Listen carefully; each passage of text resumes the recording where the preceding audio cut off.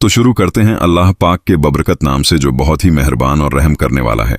सूरह अल बकरा कुरान की सबसे लंबी सूरह है, जिसमें 286 आयतें, 40 रुकू और तकरीबन 1200 अल्फाज हैं। यह एक मदनी सूरह है, यानी हिजरत के बाद नाजिल हुई। इसका नाम अल बकरा गाय आयत 60 में बनी इजराइल के एक वाक़े की वजह से रखा गया है। इस सूरह का मरकजी मौजू है ईमान, शरीयत और हिदायत। आइए इसे तफसील से हिस्सों में समझते हैं। हिस्सा पहला, तमीद, प्रस्तावना। कुरान की अजमत का बयान। जालिकल किताबुल ला रैब फीह, यह किताब अल्लाह की तरफ से हिदायत है, इसमें कोई शक नहीं। इंसानों की 3 किस्में, मोमिन जो ईमान लाते हैं और अमल करते हैं, काफिर जो इनकार करते हैं, मुनाफिक जो जाहिर में ईमान लाते हैं लेकिन दिल से इनकार करते हैं। हिस्सा दूसरा, दावत इस्लाम और इंसानियत की रहनुमाई।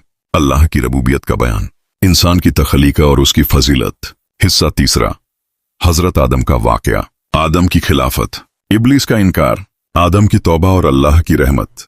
हिस्सा चौथा, बनी इजराइल की तारीख।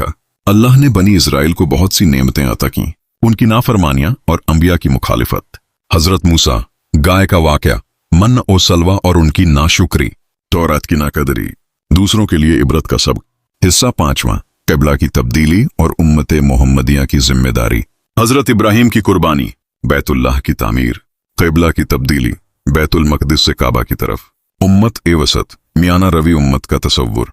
हिस्सा छठा, इबादात, कवानीन और शरीयत, सब्र और नमाज की ताकीद, रोजा, रमजान का हुक्म, हज की तफसीलात, क़िताल फी सबीलिल्लाह, जिहाद, कत्ल, क़िसास, वसीयत, रोजा, हज, नेकियां, शराब और जुआ, यतीमों के अहकाम, निकाह, तलाक, इद्दत, रजात के अहकाम।